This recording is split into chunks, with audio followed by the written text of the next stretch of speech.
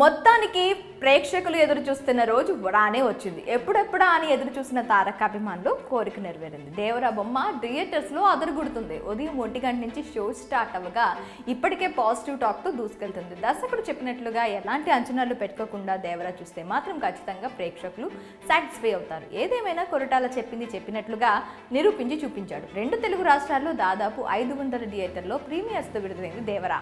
మామూలుగా ఏదైనా movie release అయినప్పుడు థియేటర్స్ వద్ద సందడి వాతావరణం నెలకొంటుంది.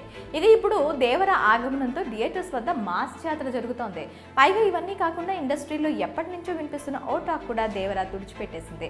దర్శకధీరుడు రాజమౌళి ఫ్లాప్ సెంటిమెంట్ కు బ్రేక్ చెప్పింది. అదేంటో తెలియదు కానీ ఎప్పటి నుంచో ఇండస్ట్రీలో ఒక టాక్ ఉండిపోయింది. దర్శకధీరుడు రాజమౌళితో సినిమా తీసిన తర్వాత ఆ హీరో ఏ సినిమా తీసినా కానీ ఫ్లాప్ అవుతుందని, ఇకపోతే దానికి నిదర్శనాలు కూడా లేకపోలేదు. అలాగే ఆ సినిమాలు ఏంటో కూడా అందరికీ తెలియనివి కాదు.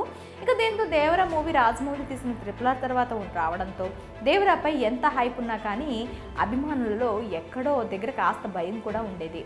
అయితే దేవరా బొమ్మ థియేటర్లో పడిన వెంటనే ఆ భయాలన్నీ పటాపంచలయ్యాయి. తారక్ చెప్పినట్లుగానే దేవరా అభిమానులను కాలర్ ఎగరేసుకునేలా చేశాడు. అయితే దీంతో రాజమౌళి ఫ్లాప్ సెంటిమెంట్కు తెరపడింది. అసలు ఈ ఫ్లాప్ సెంటిమెంట్ మొదలైంది కూడా తారక్ రాజమౌళి కాంబోతోనే.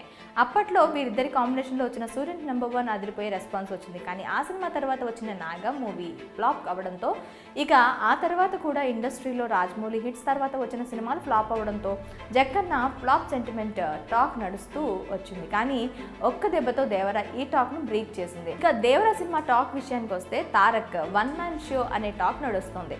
ఫస్ట్ హాఫ్ ప్రేక్షకులకు అలరించగా సెకండ్ హాఫ్ కాస్త మిక్స్డ్ టాక్ వస్తుంది.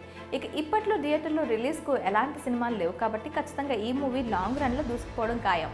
మొత్తానికి 6 ఏళ్ల తర్వాత ఎన్టీఆర్ నుంచి ఎలాంటి మాస్ ఎలిమెంట్స్ను ఆశించారో అదే నటన విశ్వరూపాన్ని తెరపై చూపించి మెప్పించారు తారక్. ఇక ఆచార్య లాంటి ఫ్లాప్ తర్వాత అనుకున్నట్లుగానే తారక్ దర్శకుడికి హిట్ ఇచ్చేశాడు. అలాంటి ఫ్లాప్ తర్వాత కొరటాల నుంచి ఇలాంటి కంబ్యాక్ను ఎవరు ఊహించి ఉండరు. ఇక దేవరా దండయాత్ర మొదలైనట్లే కేవలం రికార్డ్స్ తిరగరాయడమే బ్యాలెన్స్. మరి రాజమౌళి సెంటిమెంట్ను దేవరా బ్రేక్ చేయడంపై మీ అభిప్రాయం ఏంటో కామెంట్స్లో మాకు తెలపండి.